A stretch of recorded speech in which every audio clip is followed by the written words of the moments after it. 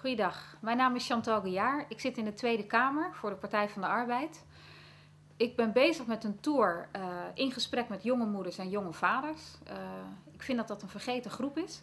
En ik wil van hen horen, wat is het nou wat jullie overeind houdt? Dat jullie door kunnen gaan in de situatie waarin jullie zitten. Het is niet altijd makkelijk om jonge moeder te zijn. Maar toch zie ik heel veel jonge moeders die het redden, die het heel goed doen. En ik wil weten wat dat is. Dus ik ben eigenlijk op een tour door Nederland in gesprek met jonge moeders, jonge vaders. En ook te kijken wat hebben ze nodig van de politiek. Jonge moeders en vooral jonge vaders zijn toch een vergeten groep.